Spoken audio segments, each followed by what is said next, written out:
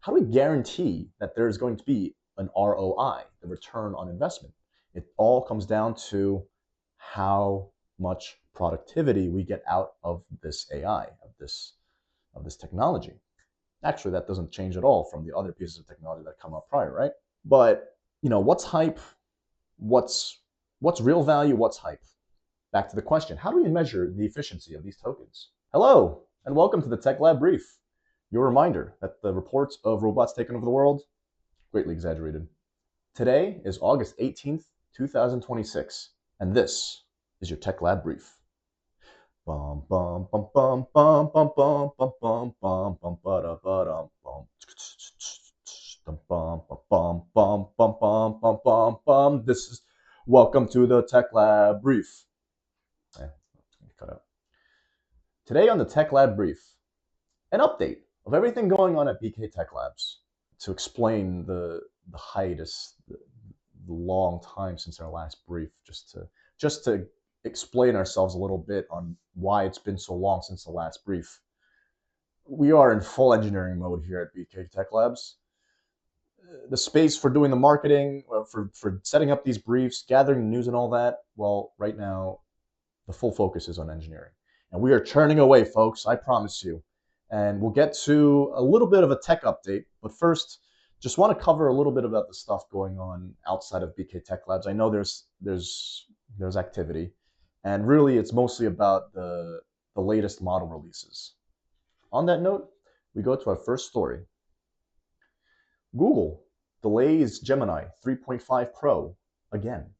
Rumors have it that Google has decided to completely put a pause on their 3.5 Pro development in favor of going for their 4.0 Pro release. That didn't stop them from releasing their next version of a lighter model called Gemini 3.7 Flash, and also updating their Gemini 3.6 Flash Lite model. So Gemini released a new model. They released their second tier Gemini Flash model, and it ended up being, who can tell the difference anymore, right? Well, hang on, folks. We have the solution here at BK Tech Labs. We can find the difference. It's taking time, though. So Google released a new model, basically to make investors feel good about another model being put out. But the model they said, the most advanced frontier model that they said that they come out with has not only been delayed, but pretty much tabled. So Gemini 3.5 Pro, well, we hardly knew you. In fact, we didn't at all. And we'll just be waiting for 4.0 Pro, whatever that looks like. And in the meanwhile, we have 3.7 Flash. Also in AI news, Grok comes out with 3.7. Grok releases version 4.6. There you have it, folks. Another version of Grok. And I swear, 4.6, or is it 4.7? I can't even. I'm pretty sure it's 4.6 is the latest version, I promise. Yeah, there's been a few more model drops since our last brief, but to be honest, what's the big difference anymore in terms of performance? And there is a little bit of you just got to keep using the AI for different use cases, and you start to see these different nuances come out. But here at BK Tech Labs, we have been focused on getting it all converged to our favorite topic, games.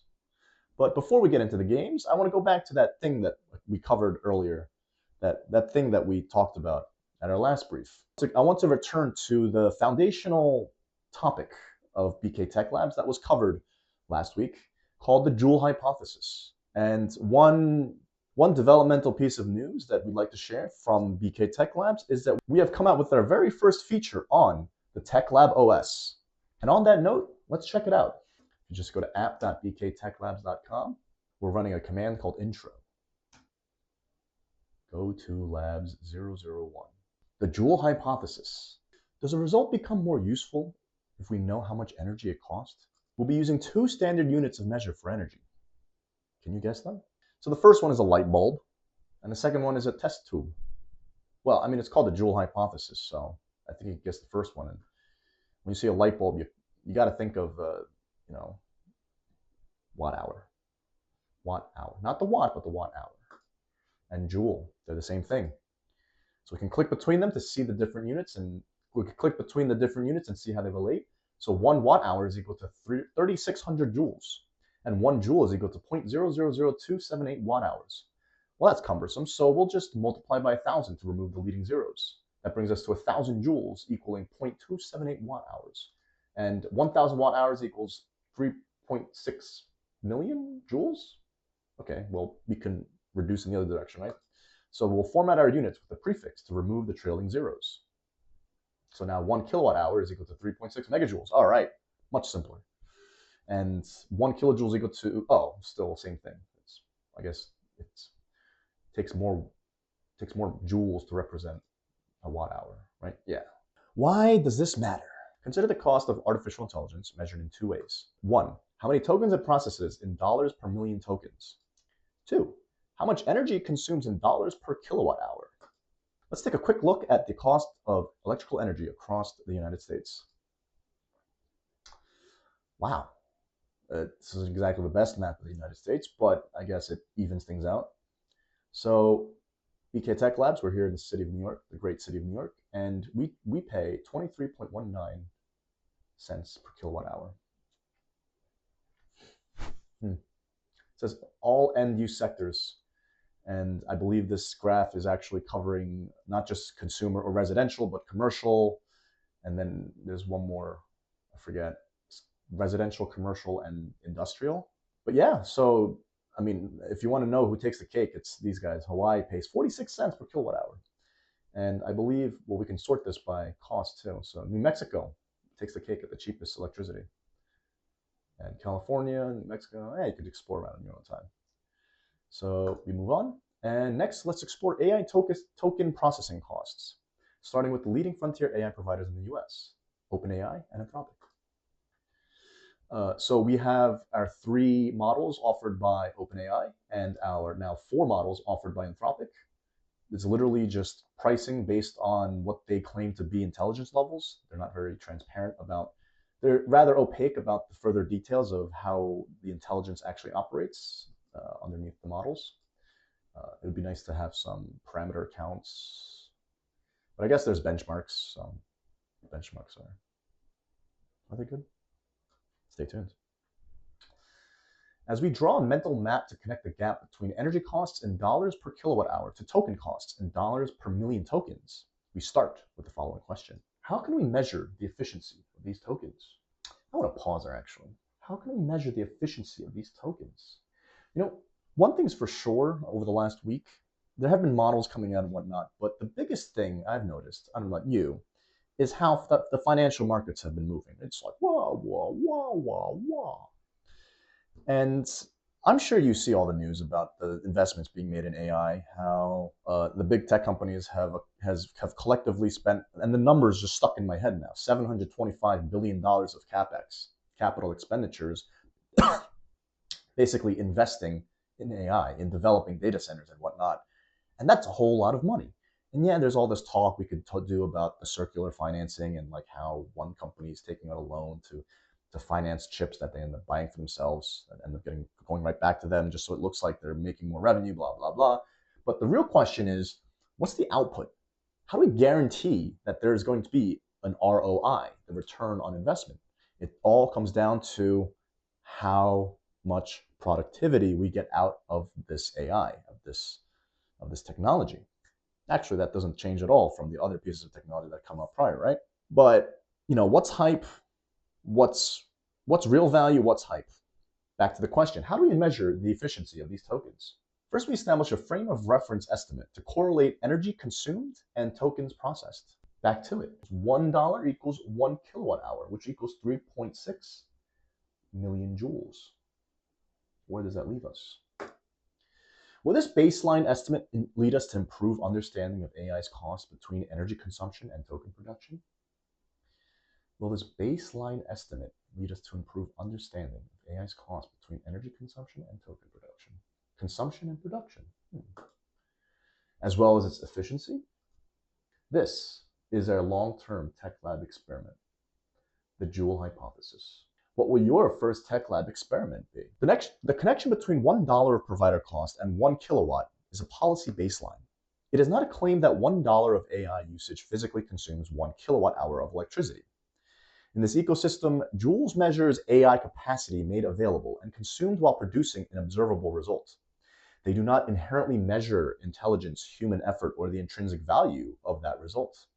However, it is the outcome of this result leading to some intelligence, human effort, or intrinsic value with respect to the amount of joules consumed is what we attempt to measure in this experiment. I mean, what is the deal? What is the meaning of this joule hypothesis thing? What's the point? What do I get out of it? Why is this guy on my screen just talking about this random numbers and dollars and joules? And well, it's a hypothesis. We're raising a question here. We're setting an assumption, setting the baseline of 1 kilowatt hour to $1 with nice and even numbers, and seeing where it takes us. Because the thing is, we have to be mindful of cost. If we're not, well, we got to pay for it eventually, you know? These frontier AI companies, OpenAI, Anthropic, Google, Grok, or XAI, they're all playing the same game where they charge us $20 a month for a subscription for their AIs. And truth be told, they are egregiously undercharging us for how much.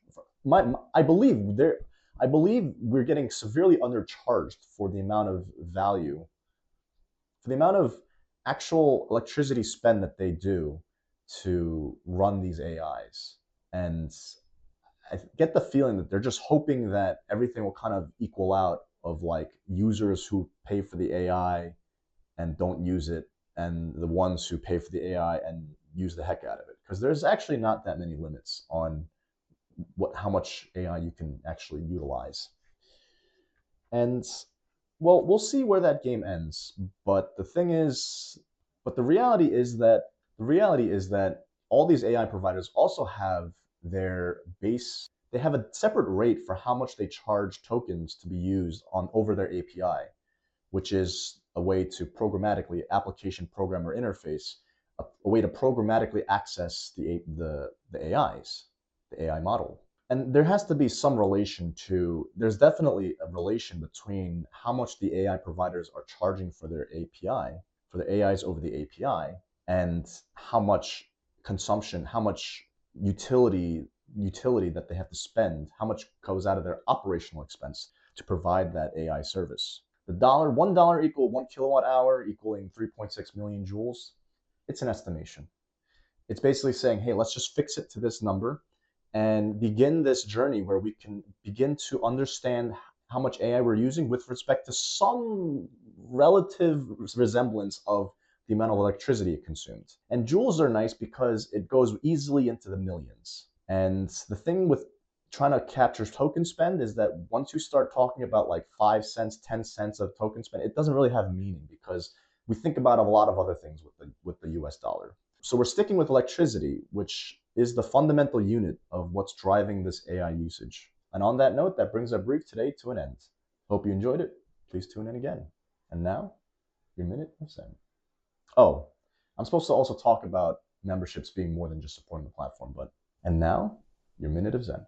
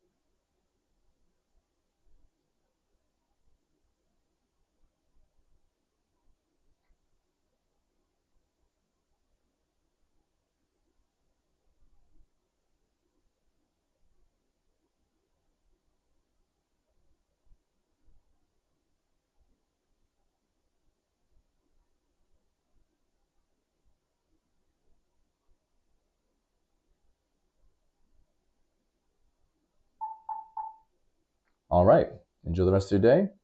Let's see the next brief. Or rather, it's interesting how in all the events leading up to me coming up, I guess, setting up and getting in front of the camera and saying things, I'm like thinking about all this stuff in my head. And then once the camera's on, it's like everything just spills out. And now I just have to kind of go off the cuff, or I could have written some notes, but And honestly, if you saw the raw footage, you would laugh because it'd be like, wow, really no additional fluff this time, huh? It's literally just me and a green screen.